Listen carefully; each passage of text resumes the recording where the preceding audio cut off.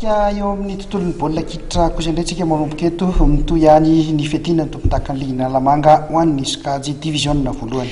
Niditra tamin'ny andro fahaenina tokoa ny fifanana tamin'ity farany herinandro ity anisan'ny lalao andrasan'ny maro any feona teo amin'ny ekipan'ny AS Demas ny LGK plus tamin'izany nivoaka nandresy tamin'isa Rainoatra ity ekipan'ny LGK plus ity eo ihany koa ireo vokatra avy atao anatin'izay andro izay fa ny azo an'ny loha zany dia mbola mitarika vonjimankany aloha hatreto ny ekipan'ny Tana Formation.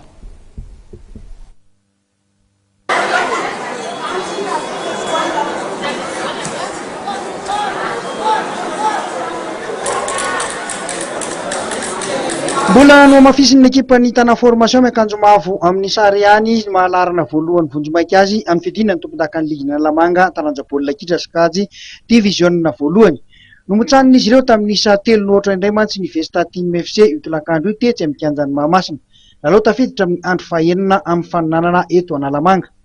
Vao nanomboka 20 minitra monja ny lalao dia efa nanokatra ny isa Irajo. Tany amin'ny minitra faha 20 kosa no nanampy ny isa Fabrice tamin'ny alalan'ny penalty.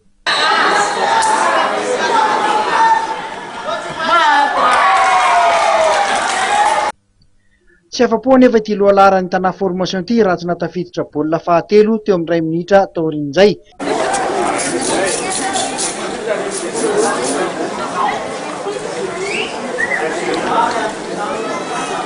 Torak'izany ihany koa taorian'izay dia nanamafy ny larana faharoa misy azy ny LGK plus miakanjo manga sy mainty rehefa nandresy ny ekipan'ny AS Demas tamin'isa Rainoatra. Baolina tokana tafiditra Dino teo amin'ny minitra faha 20.